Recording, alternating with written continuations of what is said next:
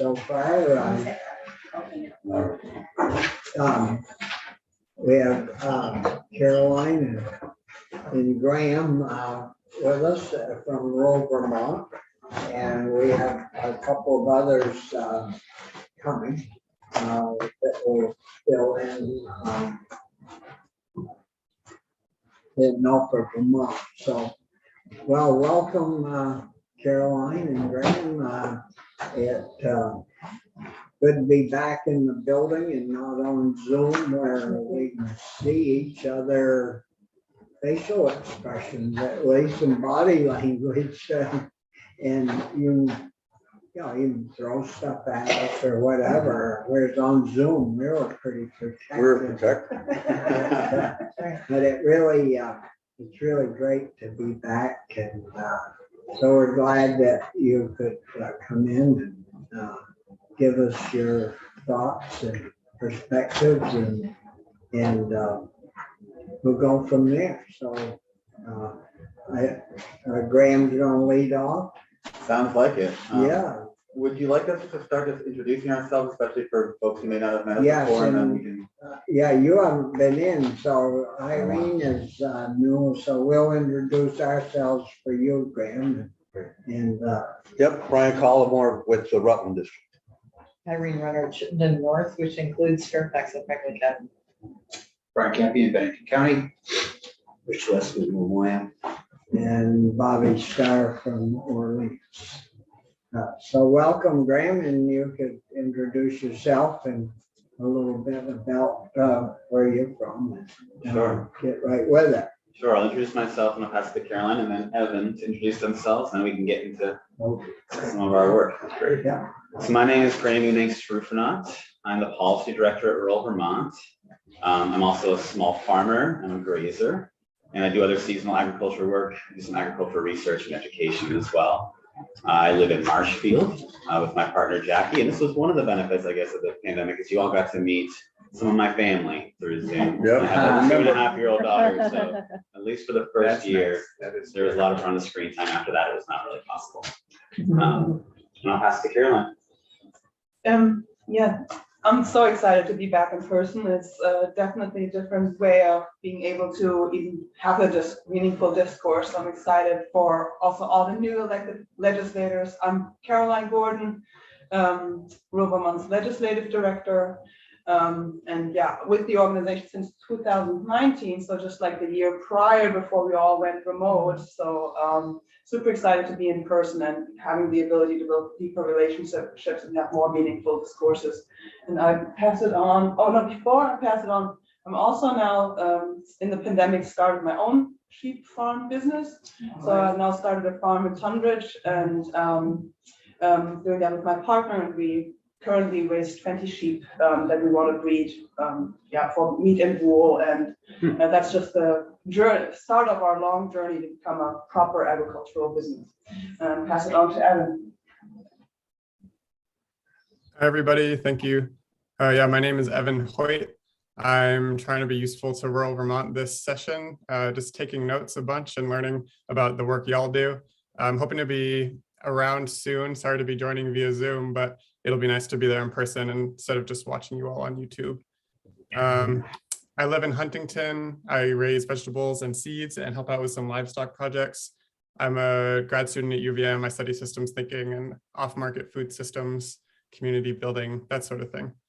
Glad to be listening, and thanks a bunch. Yeah, thank you, Evan.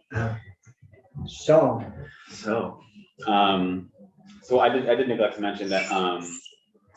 So all of us at Rural Vermont, you see 2 of us here who are actually employees, myself and Caroline. We have 3 other employees. We have 5 staff at our organization. We're all part-time, so we all sort of overlap where we can, and we're a horizontally led organization. So we're all directors. We used to have an executive director. I think we finished that model in 2017. So we're well underway to this new model. So you might see a few of our faces depending on the issues we're talking about. yeah, So I'm going to give you a little bit of a history of rural Vermont. I think some of you, especially Senator Collmore and Starr, you all have been into this room for a while, but for those who haven't, just a little bit about the organization itself. Rural Vermont was founded in 1985. It's a statewide, member-based, farmer and farm worker-led nonprofit organization. It's based here in Montpelier.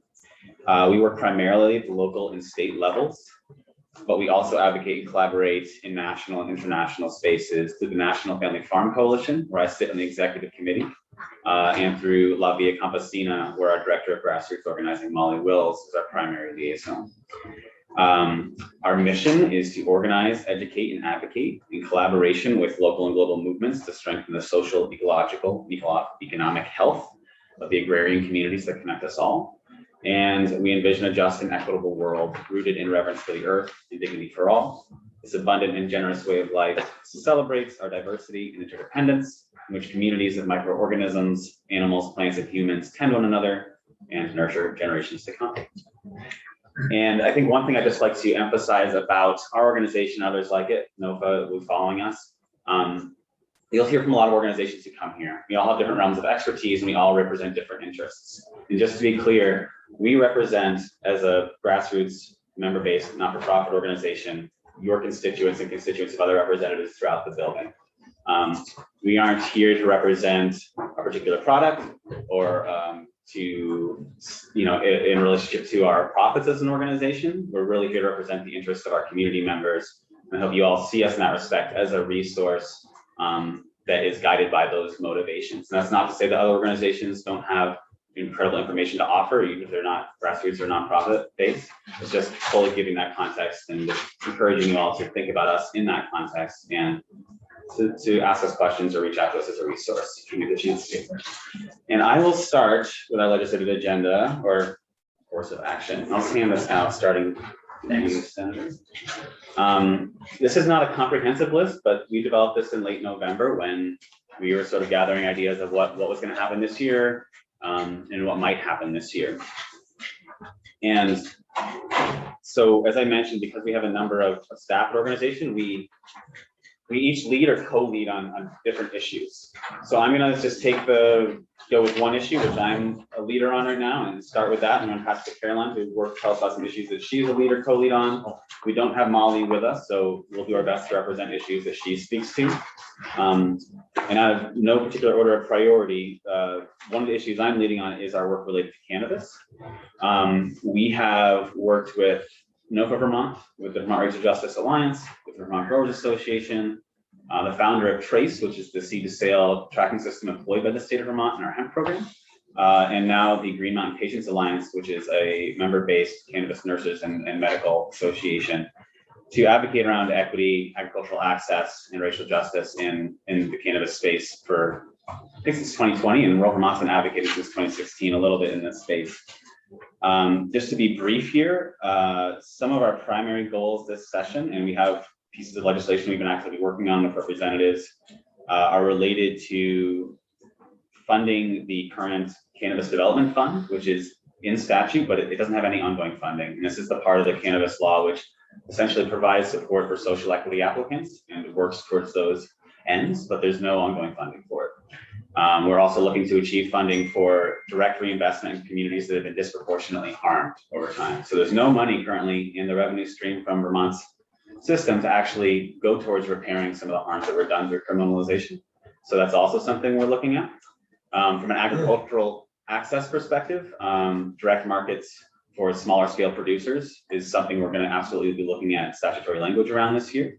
And that would mean that some of our smaller, as you know, small producers in general, like myself as a small grass-fed beef producer, rely on direct markets. There's no way I could make a livelihood or even a semblance of a livelihood from my operation without directly marketing to people. And we know it's the same way with other products, and cannabis is one of them. Where currently all producers are forced to be price takers, and they have very little agency in making the price for their product. So you can't sell your cannabis direct, you have to go to You can only sell to wholesalers or retailers. So the entire consumer interface is through retail operations and stores. And again, I know this issue will come up, so we'll have more time to talk. I don't know how much time we have today, but yeah, it would be best for me to stop after each issue and take questions, or do you want to? well, if there are questions, committee, we run pretty loose, so if you have a question, just, raise your hand and, we'll flag whoever's talking down for a few seconds. Excellent. I never get called on though. I've had my hand up for 2 weeks. I have trouble. A few more of those priorities, live plant sales, breeding has not even been looked at. There's a lot of horticultural elements, which I think have just been overlooked in this marketplace that are appropriate for the ag committee to consider. There's also continue to expand expungement because we currently have people legally selling what people have been criminalized for selling in the past. And we have a very low level expungement still in Vermont. I'll leave it at that, although we have a number of other priorities in the cannabis space, including the medical bill. And that's, I think, the main issue I was gonna, should I go to a couple others before? Sure. Any other questions? Any questions about the cannabis issue before we move on? All right. Have you met with the board, the Cannabis Control Board, or is that in the statute that a grower cannot sell? It is. It's a legislative, it would have to be changed at the legislative level, not through rulemaking. And we have talked to the Cannabis Control Board, or members, I should say members of the Cannabis Control Board individually about this issue and about a number of other issues. And they said they'd be happy to speak about it with you all if they were called to testify. Yeah. And we've also spoken with a number of farmers and cultivators over the past few years about this and are happy to bring in folks to provide their experience as well. You see healthcare on this list, and I'll just add childcare and elder care to those lists as well. And we recognize that rural Vermont is not an expert in these fields, but we do recognize that in our speaking with agricultural communities, some of the primary structural issues around affordability and equity come up in that community as in any other community. Housing, healthcare, childcare, elder care, right? These are all things that our community mates are really struggling with. So, and the national healthcare data shows that farmers and the working lands community are disproportionately affected by healthcare challenges and by childcare challenges. Some are just a disaster away from essentially bankrupting their business. I forget the percentage, but I'm happy to get some of that research to you. Vermont farmers were participants in that research as well. So we're going to be working with a number of the childcare and healthcare advocacy organizations you see around the State House to support some of their work. And we'll just be speaking more to that and doing our best to bring farm worker and rural communities' voices to that space. People understand how they're affected as well. And I think the last one I'm going to quickly speak to here is accessory on-farm business and Act 250. This is another issue which we haven't seen. We don't know exactly what's going to surface, and we're not personally working on a bill, but as those of you who may have been in the State House for a while know that Rural Vermont was one of the organizations working with the original language around accessory on-farm businesses. I believe it was Act 143, 2018, if I'm correctly. I think so. I think so. So we've been continuing to participate in this over the last X number of years since it's rolled out. And this fall, there was a number of stakeholders convened by the NRB, the Natural Resources Board, as well as the Agency of Agriculture, to sort of discuss how is this going, what are the conflicts we're seeing at the municipal level, what's happening with farmers, what's happening with municipal actors, do things need to be tweaked, do we need more education, do we need more outreach? And I think what's important for me to let you know is that this Act 250 report just came out. You're probably all well aware, and there's probably going to be some movement on this, and that us and our constituents will be involved in that, and we'll have our voices in that process. And we'd be happy to be called in to testify if and when that legislation does emerge. I think that's it for those issues. Yeah. Awesome. Then I'll follow right along. There's so many reports, and I'm sure we could use until town meeting day to digest them, but we won't have as much time. So I want to point your attention to the Payment for Ecosystem Services and Soil Health Working Group report. Reading the executive summary alone of that 475-page beast that tries to summarize the work over the last 3 years to kind of revamp agricultural programming in the state to better serve ecosystem services. And there were some targeted ecosystem services listed in the enabling statute.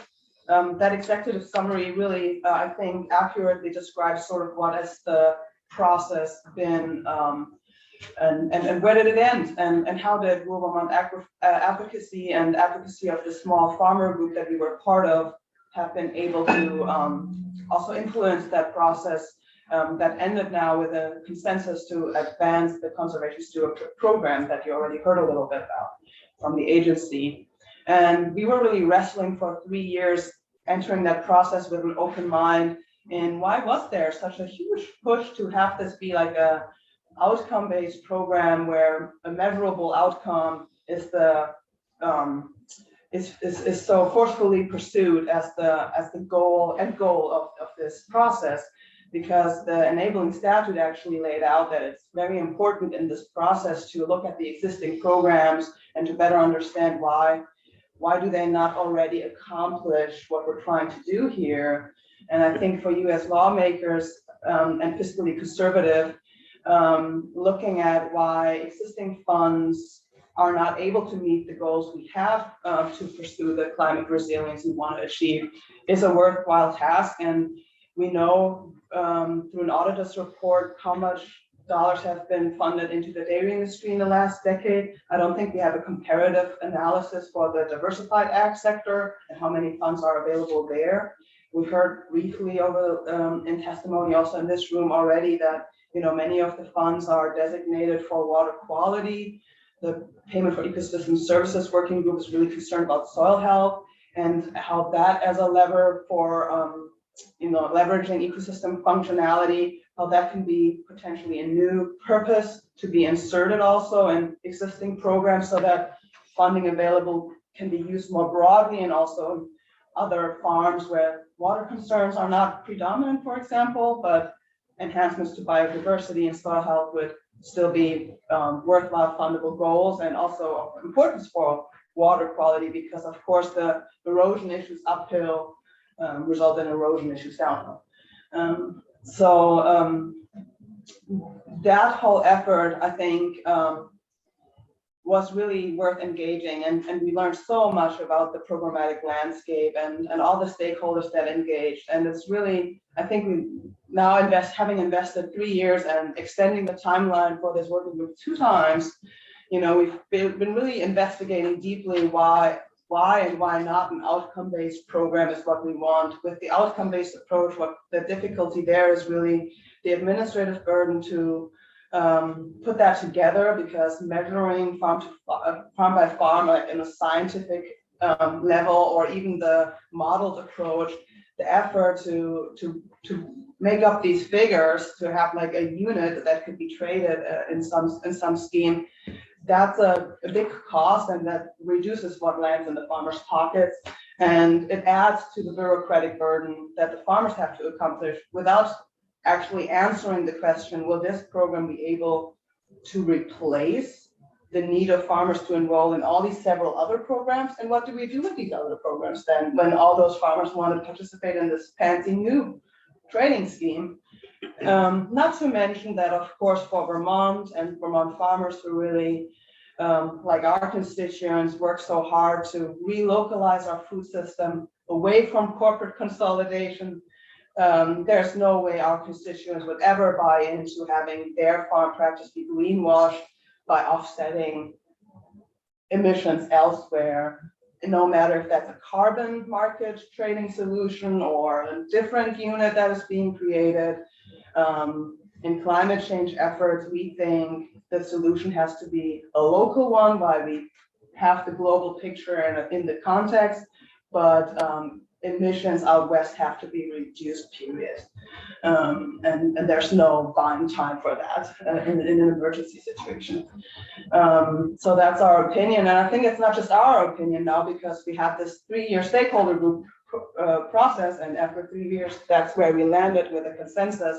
So we think it's really time for the legislature to shepherd this work along. We need more programmatic solutions that tackle the pre-existing problems at the root, and there's lots of work to be done there, no time to lose there, and that's work for years and years to come that we can collaborate on. So we need more meetings than this one time. So, but that's my brief recap of that process. And that's all in that report. Yeah. yeah, in great detail, and I know Norfolk Vermont will also speak to that as they were having actually a seat on the working group. Yeah. The other big issue, and that's related, on-farm slaughter, because when you look at these market solutions, you actually see that the Regenerative Food Network is already rolling that out in Vermont, because you don't need the law to have a private program, right? If investors want to put something up, it's just gonna happen. And so they did it. They are starting to hold infrastructure across the Northeast. One of the examples is Higley Hill Processing. And that slaughter facility, which was so promising, had to close, and it will be interesting to investigate why. So it's, I think, maybe a good example to see and exemplify why local control of these things is actually important. Because that's, if you go onto the website of the Regenerative Food Network and look at their promotion video, they explain how they're trying to put up also these training schemes by working with farms, and how investing and holding infrastructure across the Northeast and corporate control, how that is such a great investment opportunity. Fine. So Higley Hill's in my district. Yeah. In Wilmington, and I'm trying to understand a little bit about what happened also. But you said if there's a way to keep it more local, can you tell me how that would have helped it? Just so I understand, because So, I'm trying to piece together also a little bit what happened there. and we're also learning, it would be interesting to hear from the staff there that were pulled off, and many dropped their positions, is what we hear. Okay. And it'll be interesting to hear from those former staffers directly, what was the internal difficulties in working with such a corporate entity. So it was a big corporate entity. Yeah, that is Okay. like out of international investors. Yeah. And I imagine that, with, our constituents' desire of cooperative held slaughterhouse specifically for small ruminants. And the corporate control, might not be able to meet those needs of those who want to, improve their working conditions and the setup of a slaughter. It was a family-owned business, I know, but I can't really speak to Okay. the ins and So outs. that closed, Brian? I think it has completely closed. And my understanding was, yeah, there were a lot of, there were some community people involved, but some of the money came from bigger corporations and some out-of-state bucks, I think. And I'm not sure what happened that's causing it to close. So, and I don't know, thank you very much. And I don't know who would investigate that. If there's, I don't know if there's any violation. I think it's just. What we heard Yeah, through please. the Vermont, email exchange with a Vermont-wide network. Yeah. Where comments pop up, but I can't verify the truth of them. But what we hear through that is that the funding was extracted again out of the project. And that there's great skepticism for this slaughterhouse to reopen, even though that's in the stars, and even though they make promises to continue on. Graham? Maybe I think one of the, what we're trying to differentiate or bring to your attention is that there's a lot of efforts from investment capital to create what they're calling natural asset companies or ecological asset trusts or payment for ecosystem services, where they see the environmental benefits of farms, or they see the essential infrastructure for agricultural systems as potential investment vehicles for them to increase their wealth. And these are being sold as good ideas which support climate change and which support local communities. But the reality is, like most investment portfolio assets, they are there to improve the well-being of the asset holders. And offsets in general, as well from a scientific perspective, do not actually reduce emissions. They just give someone some money for doing something that theoretically captures carbon or affects another type of pollutant, such as phosphorus, that they're concerned about. So what we're suggesting is that those are not actually real climate change solutions. They're not really effective solutions for our communities. And that there's been places all over the world where these companies and natural asset companies otherwise have done this work. And what we've seen is essentially land grabs and resource grabs, and who owns the rights to these ecological assets and who owns the rights to the land which is producing them, or we get to determine what happens on those lands once they own the assets. So these are all questions that are just think we're trying to say, it's important to ask these questions. It's important to know that Yeah. these conversations are happening from the Biden administration down to, from what's being called the Sustains Act, as well as, currently these carbon market trading schemes, which are being leveraged at the federal level. And to circle back to one of our priorities there, on-farm slaughter, it's actually within the police powers, we think, of a state to care for the general welfare and health of the communities, whereas the federal government's jurisdiction is more about the cross-state trade, right? So within the state jurisdiction, it's actually permissible to enact through sovereignty laws like on-farm slaughter, where we create our own food system and define it. And on-farm slaughter was passed 2013, and yet today, a decade later, the implementation of it and having our agency promote it is still a struggle we have. And with some of you, we've been really discussing this last year in detail, where we had a tremendous interpretation dispute related to new requirements that make the practice in the state very complicated and very restricted, even though we have the law. And it all has to do with the federal law and what is or is not actually legal under that law. So I'm happy to share that we're actually now pulling at the same strings with the agency on this issue, and that they're in support of us making a motion on the federal level to amend the law. We started a coalition with other federal organizations and over 600 signatories, 40% of which are farmers and homesteaders that are affected by this, from over 38 states. And over 8 states have their own on-farm slaughter laws. And the majority of states refer to standing USDA guidance that also allows for on-farm slaughter. But we need that clarification in the federal law, so that everyone who relies on the practice with their businesses, whether it's itinerant slaughterers, custom processors who process those animals, the farmers, of course, but also homesteaders who earn a side income, can all benefit from engaging decentralized in their food system by managing livestock, becoming a grazer like Graham, or diversifying out of dairy, or finding a career in meat processing, because they maybe even are more inclined to go into meat processing when they can learn about it on the farm and as an itinerant slaughterer, and then maybe vice versa to Mary Lake, start as an itinerant slaughterer and then work in a slaughterhouse, because the ethical meat production of on-farm slaughter, that not having that transportation and really that less stress on the animal by being slaughtered right where it was raised, that's really appealing to many people. How are you making out with that, Yeah, that's gonna have sense. the federal deal? Because I would presume that the big guys in the meat marketing business own Washington. So And so, that's right. they're gonna be in there lobbying against letting on-farm slaughter proceed, I would presume. And here's where we need your support, Senator. So remember, last year you were so helpful in writing a letter to the federal delegation and saying, we have a law. Why do you see this penalizing statements from the federal government when there's no guidance to support that?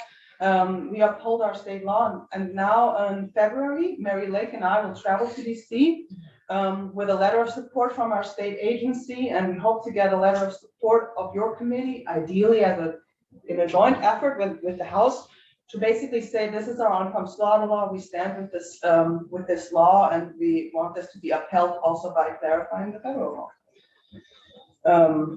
Brian? Yeah, so Carol, at one point I thought, wasn't there a farm bill that was passed last year? No, it's Was coming. the year- this Okay, Coming. but you're right about the letter, and so at the moment, nothing's changed. Right. Okay. And that's so the it's bottom like line. such a vulnerable place to be, but we find, if the law we've passed is not implemented and in effect to the full extent, then what was the advocacy work? And the labor shortages and bottlenecks in meat processing are so omnipresent, and the Biden administration has made it front and center to invest into that sector. And it is the law here in Vermont and in so many other states, and the guidance is what it is of FSIS, and we go by that. But being vulnerable to their discretion of changing that with a change of government really jeopardizes our long-term projections. And I can understand the angst coming from the farmers that are in that sector about who's gonna all of a sudden one day show up here and. Yeah, it's, and of course, the state is kind of in a bind because they get all that money for inspections. And We're if they not. get out of line, they'll lose their inspection, and our custom and state slaughterhouses don't want to lose their inspectors, so it's all in, a lot of that, isn't it, in interpretation? Yeah, it is. And but the federal law says a person can slaughter the animal that they've raised, and it was since it was written in 1906, and the majority of people were farmers then. And of course now it's already, anyone who raises an animal is benefiting from that, whether you're a commercial farmer or a homesteader. So, but we're all sovereign citizens, and as long as you can know that if you have an animal slaughtered that you own on your behalf, it's your liability for what the quality of that meat is and whether you want to eat it, and it's not expected. So the point being, anyone should have that access to, to the meat of the animal they own, because we're all sovereign citizens, and it's 2021 and less than 1% raised animals of our population, and you all need to eat. So, and we're in a state of emergency, and we frankly don't know when our food system challenges will lead us to really desperately needing the utilization of an institution like that. And do we want to have this all take place in illegality, or do we want to actually use this also as a vehicle to promote engaging in the meat processing sector?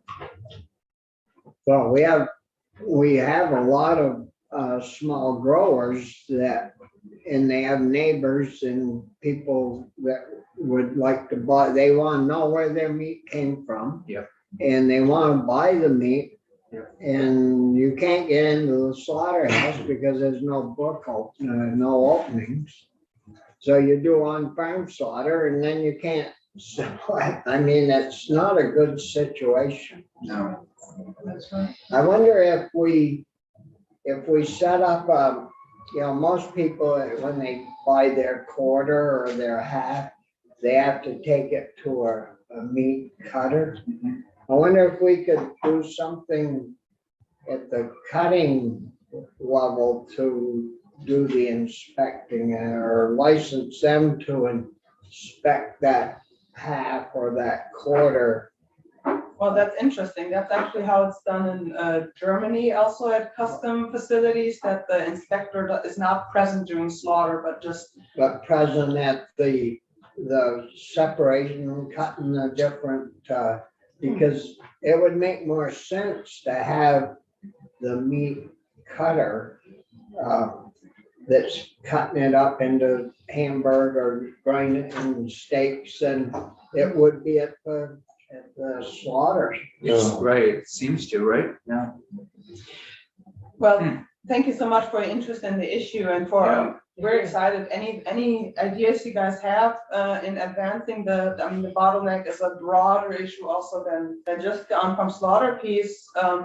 But yeah, any further consideration we're happy to engage with, and if you want to consider writing a letter, that would be tremendous for us for our trip to DC on February 6th.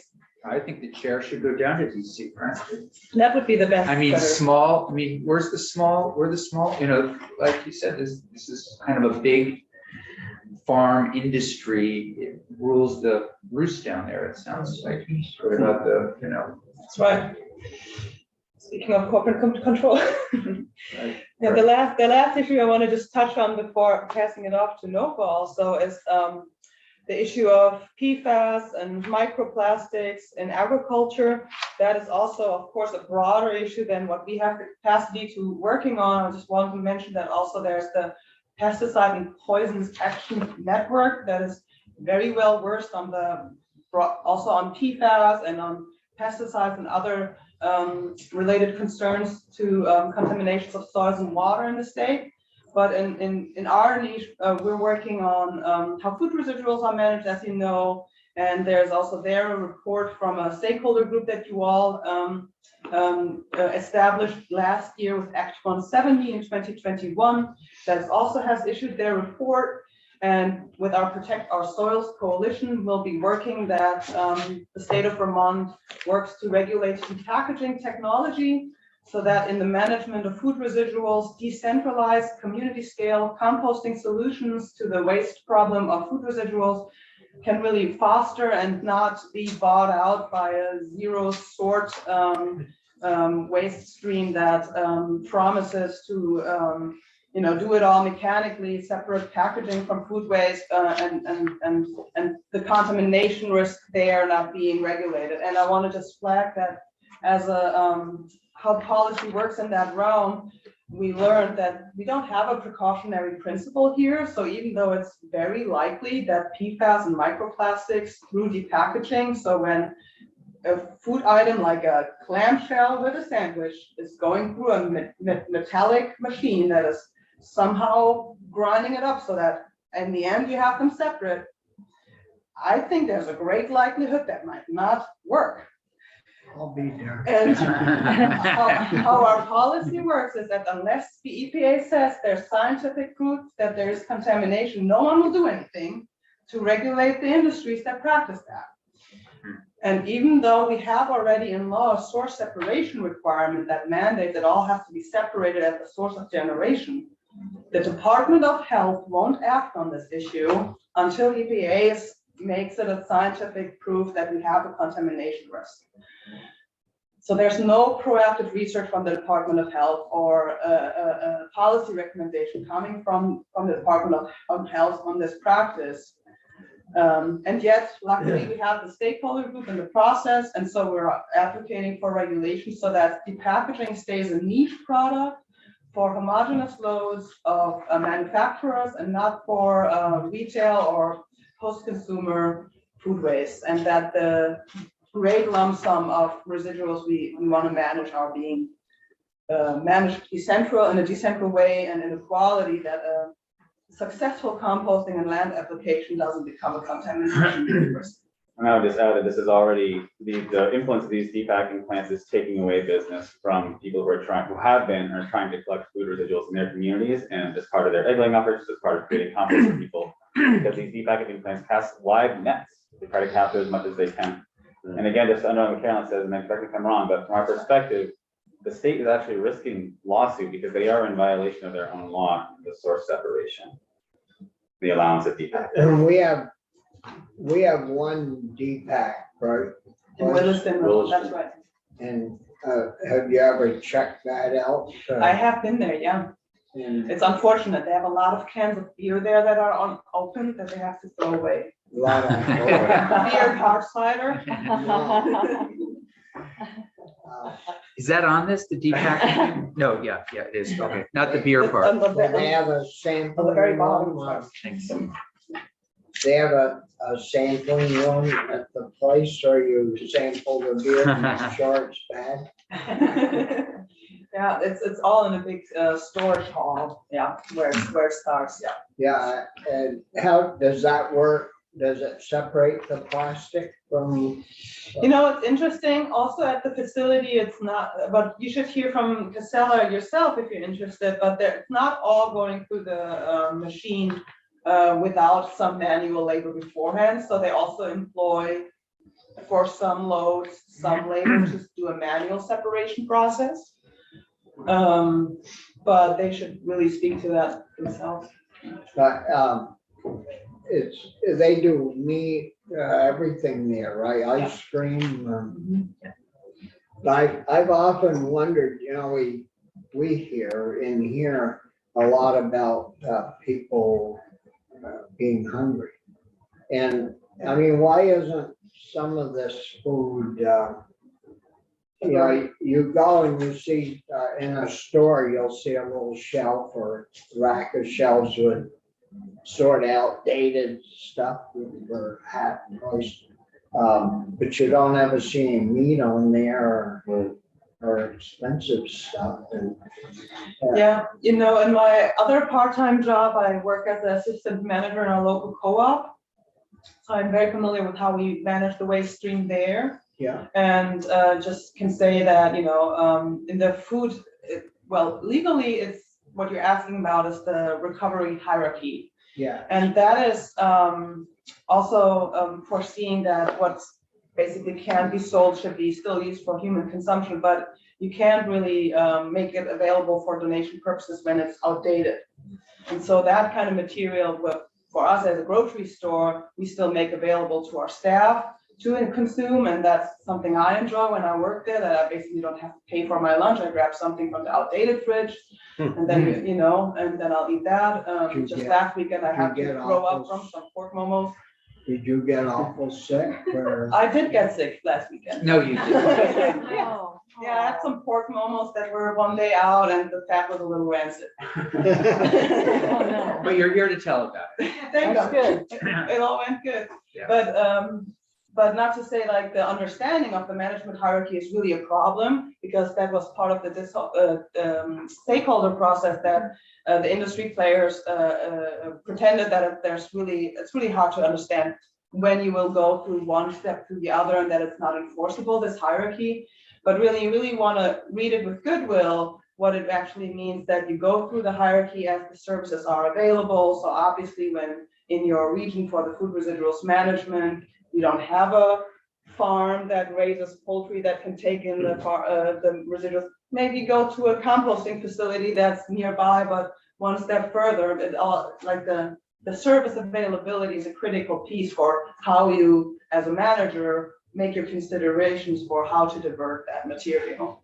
So in our eyes, that's a hierarchy, and I've heard other farmers describe that as, from the state or from the DPAC perspective, it's a menu of options. Right, that was the previous policy of the Agency of Natural Resources, that the supreme goal here is to divert from the landfill, and this is a menu of option, but of course, it reads in the law that it's the policy of the state, and we want that to mean something. You know, so if it doesn't mean something now, then we have to improve it so it does mean something. So, Well, if there are no other questions. Thank you. Yeah, that's very helpful. We'll give Maddie some time, and no. Thank you both. Thank you. Trying to crowd too much into too little time. Glad to be here with no, we work on a lot of the same things. Yeah. I'll leave some Power of the Farmer stickers here on the table. Oh, thank you. Yes. Hi, everybody. Hello. Hello. Thank you for having us today. Yeah. Great. These are our extras. I'm gonna start by handing these out. Do you mind taking one and passing them around? Thank you so much. Sure. Oh, thank you. Is this the same information you sent me? Yes. So this information is also on your. Well, at least the important parts, there are copies of NOFA Notes, which is our newsletter, and our winter conference brochure in here as well. If you need them in digital format, you can probably write that. And I need to step out in about 15 or 20 minutes to go to a meeting, so I apologize ahead of time. Okay, thanks. Sir. Yeah, thanks. We'll speak at 2.5 speed. No. All right. I'll go on. We might anyway. Who knows? I'll go online and look back. Oh, no, take this. I can go Yeah. online and look. Nice to see you all. I know many, but not all of you this session. My name is Maddie Kempner, and I'm the policy director at NOFA. And, yeah, we can run around. Yeah, Brian Collmore from the Rutland District. Good to see you again. And Irene Runner, Chittenden North, which includes Fairfax and Franklin County. Irene Snow and Brian Snow. Brian Campion, Bennington County. And Richie Snow. Yeah. And I'm no, I mean, I've been, welcome, it's great to have you with us. Yeah, thanks for having us. Yeah, and I'll just introduce myself. I'm Grace Odell. I'm the Executive Director of NOFA Vermont. And I'm glad to be here today. Yeah. Great. Thanks for having us. And also just shout out to the new Wilmot County presence on the committee. I'm a Cambridge resident myself. Awesome. Okay. So So excited you to better see mend your ways. Yeah. So my hope is that the majority of you are somewhat familiar with the work that we at NOFA Vermont do in general. What we're hoping to do today is present just a little bit of an overview of our work because we do a lot of things, which is why we often feel the need to talk at 2.5 speed. But we'll try to be kind of quick with our overview, and then we want to go through our policy priorities, which are included here in a handout in your folders. So Grace, I'll let you take it away on the Sounds good. intro. Thank you.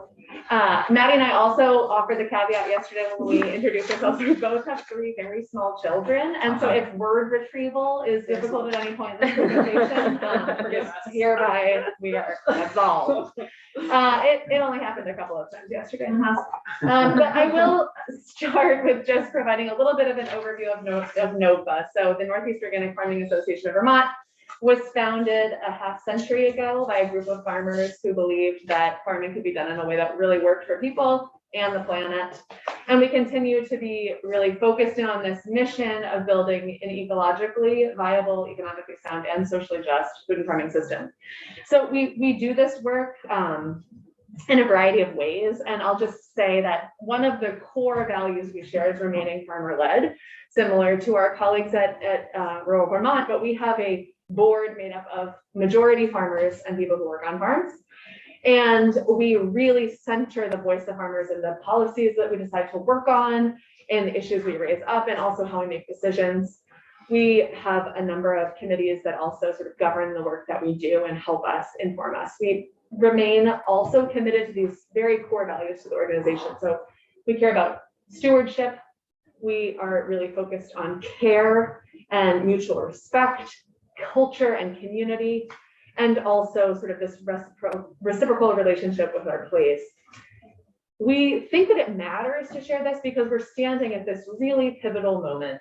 And so there's been intensification in corporate consolidation right here in Vermont. So the most sort of noteworthy news story that you would have followed last year was the Horizon debacle, with Horizon dropping a bunch of farms to consolidate in the middle of the country where it's just much cheaper to produce food.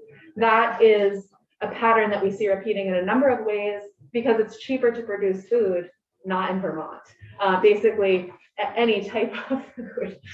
Our land base is very well situated for producing quality food, for stewarding an appropriate scale, and we're never going to be able to fight giant corporations unless we come together and really say we're proud of small here in the state of Vermont. We also have this intensification of climate change and ecological challenge and decline happening. We have weird flooding, warm seasons. We've been hearing from a lot of maple producers over the last few weeks. And sort of that's going to have real ramifications on the economic projections for Vermont, as well as social and environmental. The demand for Vermont farmland is way, way up, as you know, Vermont land in general, which is making the whole conversation around the aging population of farmers tricky because folks are selling that land for development. We just had a field that was being farmed, be turned into mini storage, and we see so many more being turned into houses, second homes. And then we have this aging and shrinking farmer population. So, which is to say there are fewer of them. They may also be shrinking individually, but that's intended to say there. Yeah, aging and shrinking numbers, just shrinking farmers. So we have this vision that Vermont could be a leader and is a leader, has historically been a leader, and let's continue to be a leader of building a small scale, much more resilient than the national food and farming system for the future that can combat these problems. We have the solutions that we need. A lot of those solutions lie in our community. So we're going to turn to them. And when you have questions come up, please turn to us. As you'll hear later in our statistics, we certify 771 farms as of today. We can call on those people to come in and talk about specific issues and really help you hear directly from those impacted. The ways in which NOFA works towards this very broad vision is through a variety of programs. So we were started by like one or two people sort of holding together, pulling together farmer workshops in fields around the state. And we've grown quite a bit. We're 31 people who work all around the state of Vermont. We're in every county. We provide direct service and in a number of ways. And we work on all sides of the food system. We have our hands in many pots. So we have a farmer services team that provides direct service around business planning, technical assistance, transfer planning, and also consults on practices on farms. We also work on the eater side. So we have a food access team, folks who work in schools with school meals professionals on if you want to source local food, how do you do that? It's not imminently available to you on the Reinhardt list. Here's how you will get food into your schools. For the Local Purchasing Incentive Act that was so wonderful last year when the legislature gave some money towards local purchasing, we have staff members who are the ones providing technical assistance to the school meal professionals saying, okay, here's how you use that. Here's how we can get that fully spent. We also are the sole administrator of the EBT programs, which is the electronic bank transfer, benefit transfer program, which is WIC and SNAP benefits for use at direct point of sale locations. So farm stands, if you're using one, or farmers market, we're running that program to make that happen. We have an education and community building team that works to educate the local population. We partner with libraries. We have workshops on farms. We run a social series to get communities together all around the state out onto farms. We also put on the largest agricultural convention in the state, which is coming up next month, called our Winter Conference. It's held at UVM, the Davis Center, and we welcome you. You are invited. Legislators are invited to attend for free. It's a day-long intensive. We have keynotes, and we generally have between 800 and 1,000 people there. And finally, we have an advocacy and policy team that works not only here in the state of Vermont pushing for change, but we're also working at the federal level and internationally. So we're part of some coalitions that work for change on the Farm Bill, but also on sort of more systemic shifts in agriculture and food policy. So we do a lot of work from a lot of different angles. And we finally own a regulatory agency called Vermont Organic Farmers. We'll just kind of skip ahead there for a moment. This has a firewall between the nonprofit side and the regulatory side, but it's nested within, which is to say that most of the products that you find on the shelf that have an organic sticker in this state are certified by us. So we are accredited by the National Organic Program. We have to certify to the USDA organic standard. And we currently, as I mentioned before, certify 771 producers of all types. Maddie will get into some more of the detail there, but so we're a producer association and we're a nonprofit that works for change sort of broadly to support the producer association. But you'll hear from the nonprofit side of things most in the State House, but if there are times when you want to hear directly from producer representatives, we can make that happen. Awesome. Thanks, Grace. So a few statistics for you, just so you kind of have a sense of where organic production is at in the state. As of the end of 2022, we have 771 producers, which includes both farmers and processors. So some of those are on-farm processors, some are off-farm, businesses like coffee roasters and beverage makers. We certify 159,000 acres of farmland as organic, and all of this results in over 349 million in gross sales as of last year. The 771, that is produce farmers and dairy farmers. I'll show you who it is actually. It's made up by all of these different scopes, as we call them. So processors, vegetables and fruit, field crop producers, dairy farmers, non-dairy livestock, maple operations, which actually you'll see is the biggest slice of that pie these days, and mushroom producers. So those are all the scopes of direct. Skinny slope, so get in there if you want to. Only room to grow in the field of mushrooms here. And maple production, a lot of people have the question, we got this question actually yesterday in the House side. A lot of people wonder how could maple production not be considered organic. Yeah. We are unique actually among accredited certifiers under the USDA program in that we have specific guidelines for maple producers that require certain things of them in terms of woodlot management.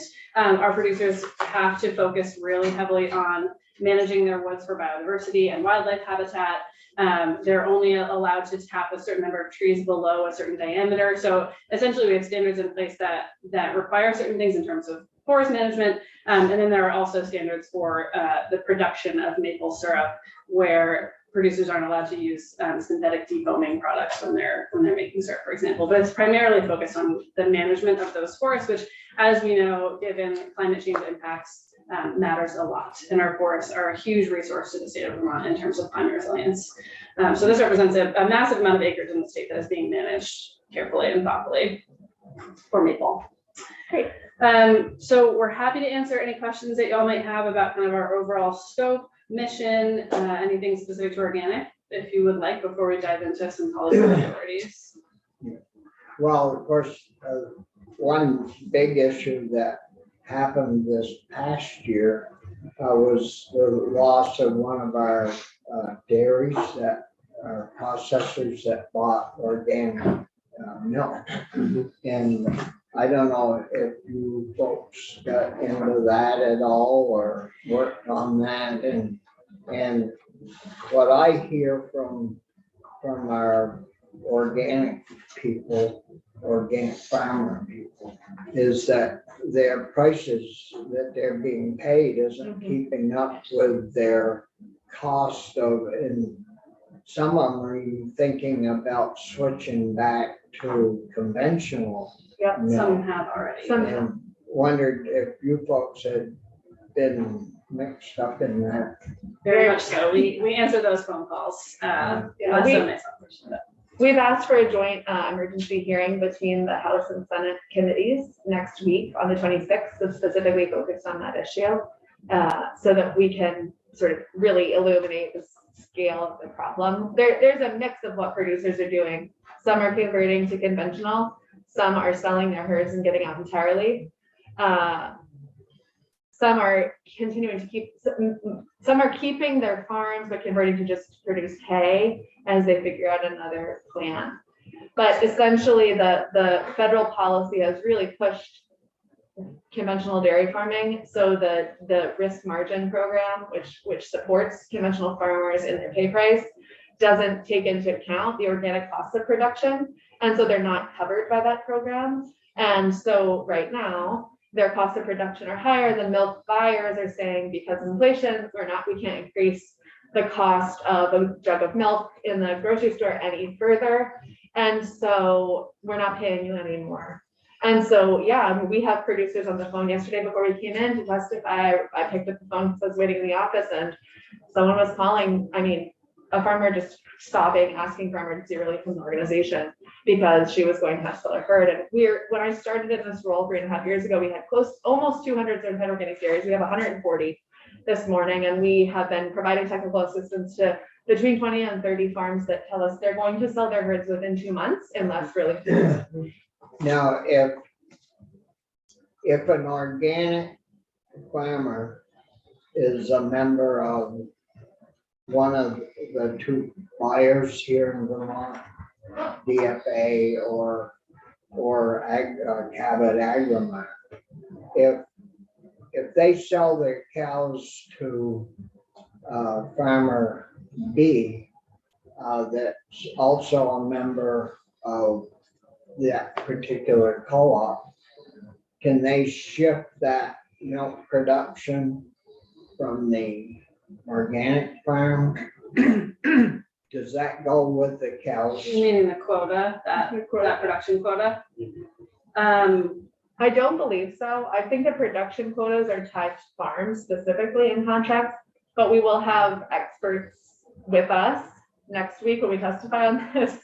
The chair of our board is a dairy person, and we're going to be bringing in several farmers, but mostly the organic farmers ship to Organic Valley or to Stonyfield. Yeah. And a few to upstate Niagara. And a few to upstate Niagara. They're often also, they are also often tied to a larger conventional co-op. And sometimes the conventional co-ops can pick up their milk on a utilization basis, right? They could pick up any excess milk that the organic farm is producing beyond their organic quota and pay them a conventional pay price for that milk. I'm not sure what the status of that right now and how much that's happening currently in the dairy economy. But essentially what we're hearing from our farmers is that they have no option. And for us, I think whether that milk is able to get picked up is less of a concern than the status of these, of these businesses. Part able to remain viable. Part of the sort of values alignment that we want to make the point with these small organic producers as well is that these are the farmers the state, according to sort of clean water goals and also Global Warming Solutions Act goals and climate goals in general. These are farms that have animals out on pasture. They're sequestering carbon. They're doing the work that the state needs to happen to reach the goals that we have set for ourselves. They're also the ones who have ranked most highly in terms of milk quality in recent years. Last year, all of the top farms in milk quality were certified organic producers. So these are excellent managers. Because Who can't make it work. small conventional farms, I know some of them have been able to sell their cows for their whole farm or just their cows, whichever way they want, to a larger farmer, like a medium or large. And that milk goes with the cows to the larger facility. So instead of, they're still, I guess, at 85%, but what they do is they call their herd harder to get rid of the 40 or 50 new cows, so they have room for them. Yeah, and that's sort of the trend, right? Is businesses needing to seek that kind of economy of scale in order to remain viable. And for us, we just see such benefit to rural communities in maintaining the ability for those small farms to still exist on their own.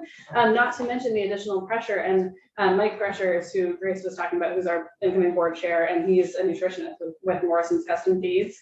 And he's raised the issue that we already have problems with the weight capacities that our roads can withstand in terms of trucking. So the more we consolidate farms to be larger and larger, and the loads that those trucks are having to pick up are larger and larger, that is going to require us to invest more so in infrastructure to build out our roads to be able to handle that.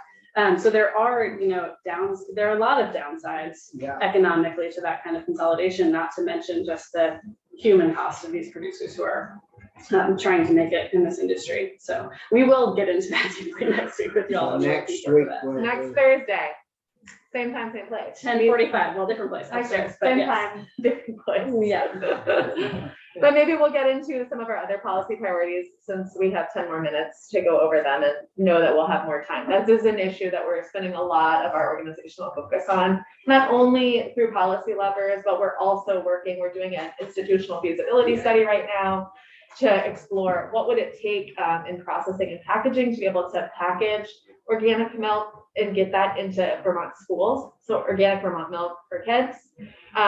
We're kind of getting those numbers together. It's been a process to identify what that processing machinery would be.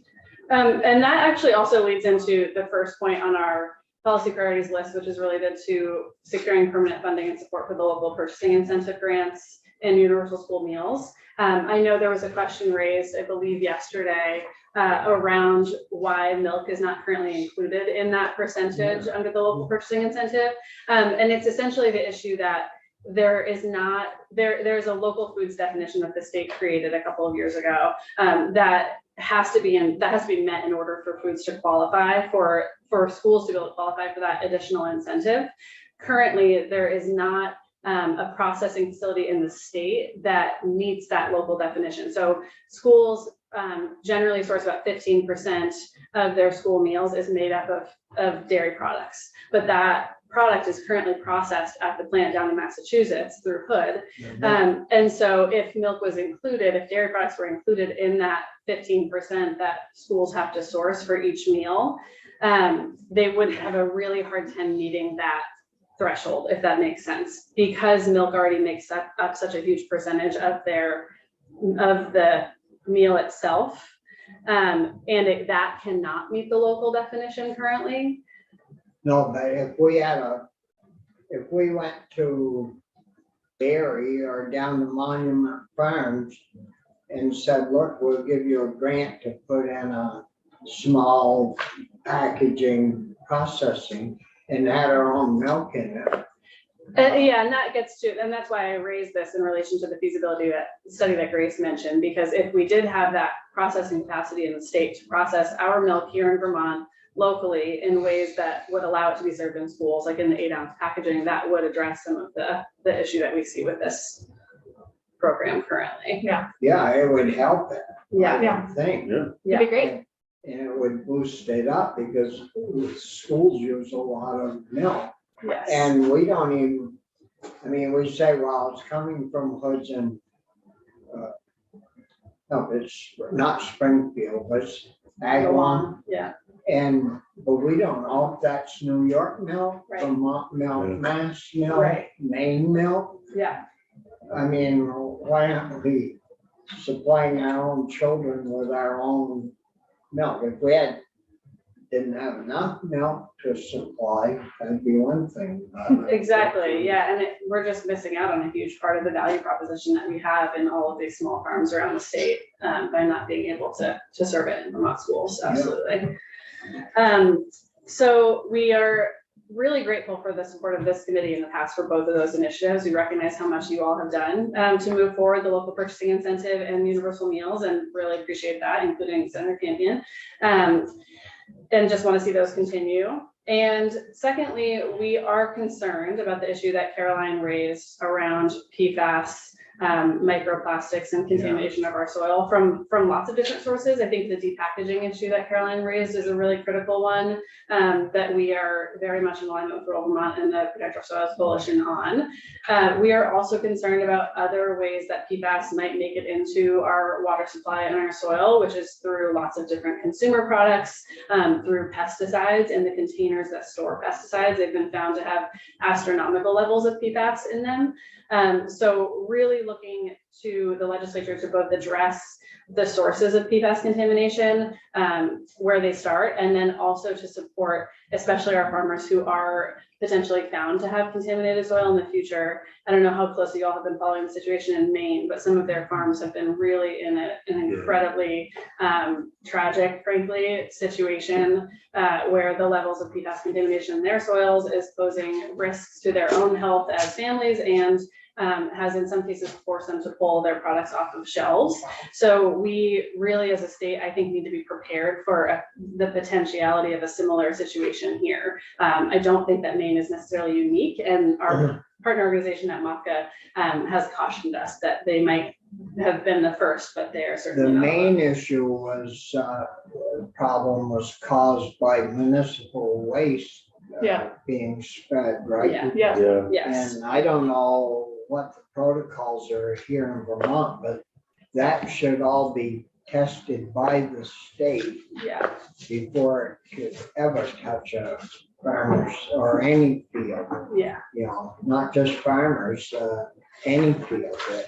Absolutely, yeah, and we would encourage you to speak with both the Agency of Natural Resources, who I believe does have a study on PFAS currently underway, and the Agency of Agriculture about how they're thinking about this, because what we would really like to see is a fund established similar to in the state of Maine that can support farms in whatever cost they need to remediate that issue, or just keep their businesses viable if they are put in a similar position.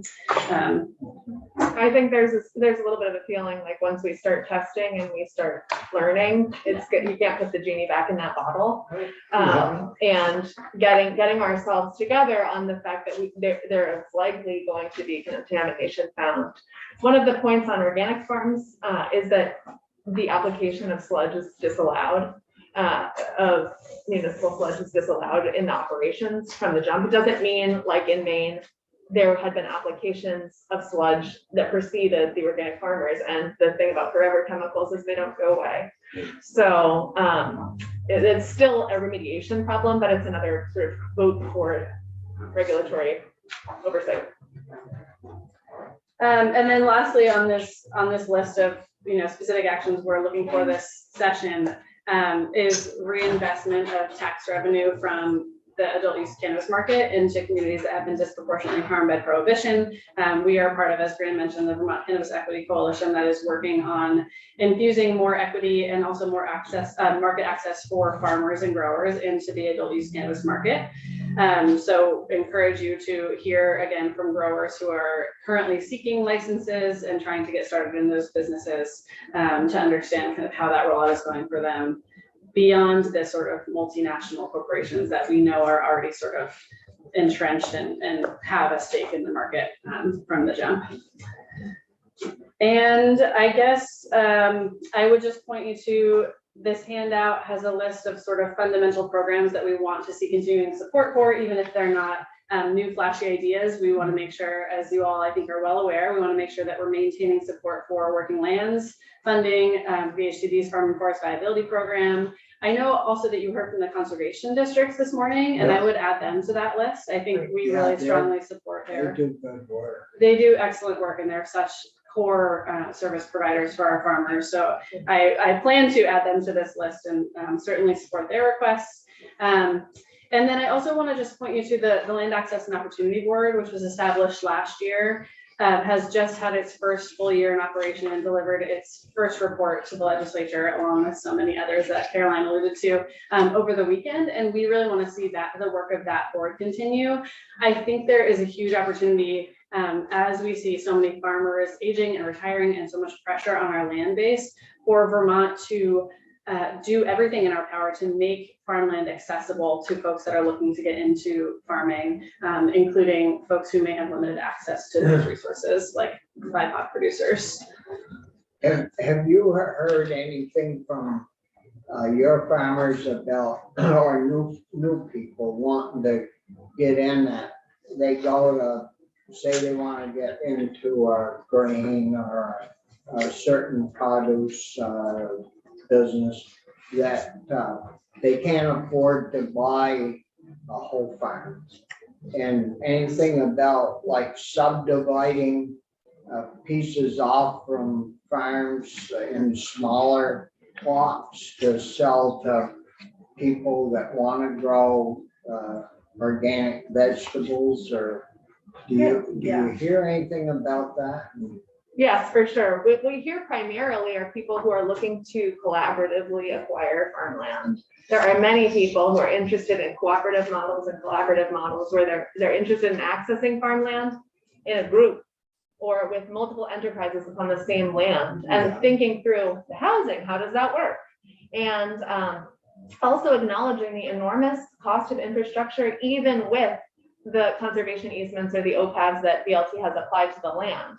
I'm on the board of the White River Land Collaborative, which is one such example down in Tunbridge. There was a large dairy farm that went out about 2 years ago, and there's a second generation farmer, Shona, who's a young woman who is very experienced. She wishes to run her meat operation, grass-based meats, on the land. The cost of the farm is close to $1 million, even with the conservation easement on it.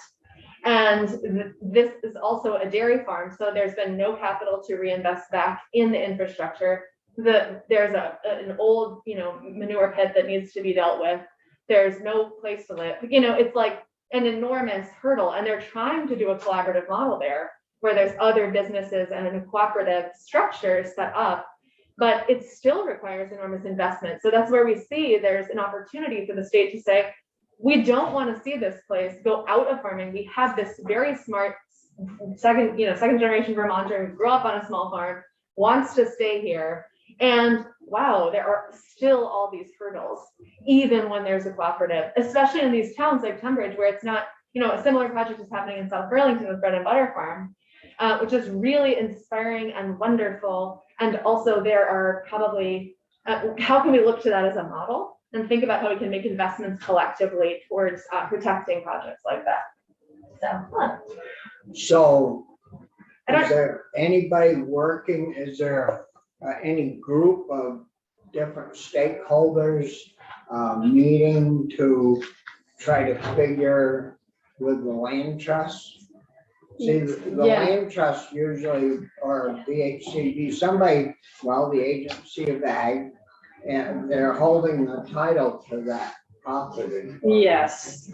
And somebody should be working to try to get that switch somehow so that things like what you just talked about for that? Yeah, so there is actually, we are a part, as is Rural Vermont, of the Farm to Plate Network's policy strategy team. And we have been, there's been one meeting so far that sort of brought together the policy people and the farmland financing people to try to figure out sort of what those levers are. Because I think on the policy side, we need to understand better those financial tools that organizations like BLT, VHCB are using in conservation to figure out how to, make them better able to be prepared for the moment that we're in and to be able to support more creative, cooperative types of enterprises. So yes, those conversations have started, and I think it will be a bit of a long-term, not too long-term project.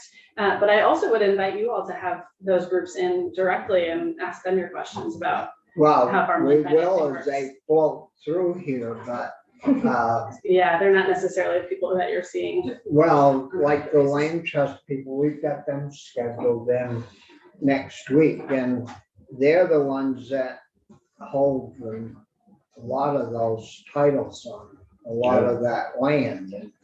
Yeah. And, I don't know, where all their money comes from. It's probably coming from some places that won't wanna divide those farms up because. Senator, just may add a comment on that farm to plate group. I was actually trying in preparation for the session to glean policy recommendations that rural Vermont could adopt to make recommendations how to address the land access issue beyond the land access and opportunity board efforts that are already ongoing.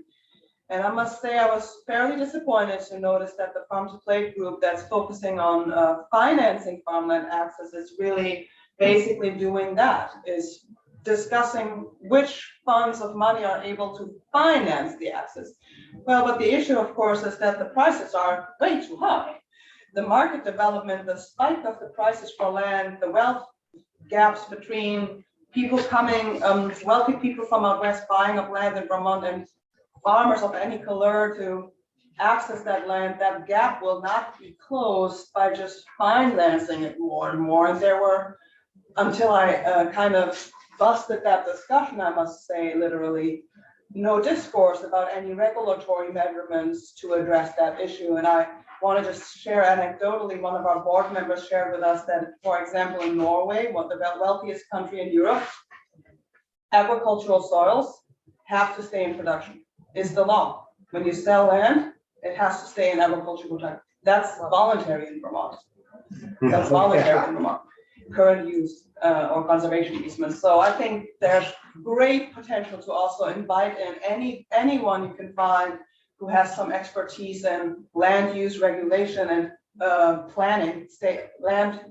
One of our board members would actually like to see Stephen Leslie would like to see a state plan that would determine more that agricultural soils have to be staying in agricultural production, and something like that, something more powerful that we can use to really ensure that the working lands stay open and, identify us again as a refuge for the future generations.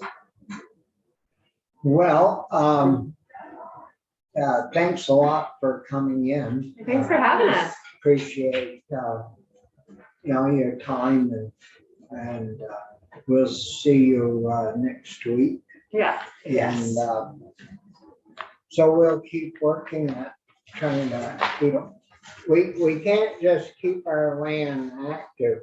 The landowner has to be able to eat at least one meal a day. So it has to Ideally, be a couple more Ideally, than that. 6 to 7. It has to be a profitable enterprise. And, Absolutely. yeah. So Absolutely. We are with you on that.